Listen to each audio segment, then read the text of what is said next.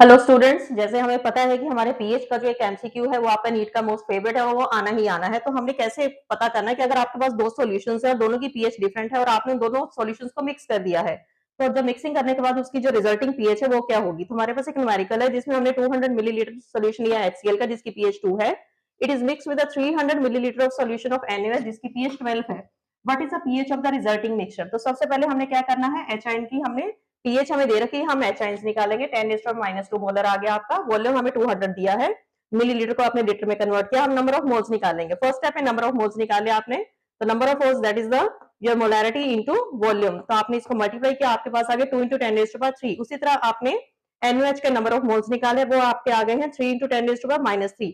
तो आपका first step क्या रहता है कि आपको सबसे पहले एक्सेस नंबर ऑफ मोल्स निकालने हैं। तब एक्सेस मुझे नजर आ रहा है कि मेरे पास NaOH के मोल्स जो है वो एक्सेस में है। कितने एक्सेस है, 1 × 10⁻3। टोटल वॉल्यूम मेरा कितना है, 200 + 300 दैट इज 500 मिलीलीटर। इसको मैंने लीटर में कन्वर्ट कर दिया है। अब मैं OH आयंस की मोलैरिटी मुझे निकालनी है, that is the number of moles upon the volume. तो मैंने यहाँ पर मेरे पास कितनी आ गई है, 2 × 10⁻3।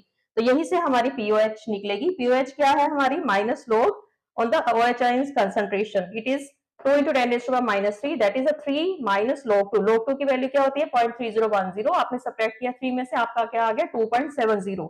यहाँ से मेरी पीएच निकलेगी। पीएच क्या होती है, 14 माइनस POH 11.3। तो आपने इस तरह के न्यूमेरिकल्स में सबसे पहले क्या चीज ध्यान रखनी है, सबसे पहले तो नंबर ऑफ मोल्स निकालने और फिर देखना है कि किसके मोल्स एक्सेस में है। जिसके मोल्स ज्यादा होंगे वही आपको आपके पीएच सॉल्यूशन की पीएच देगा। तो इस तरह के और इंपॉर्टेंट न्यूमेरिकल्स और टिप्स के लिए आप मुझे फॉलो करिए।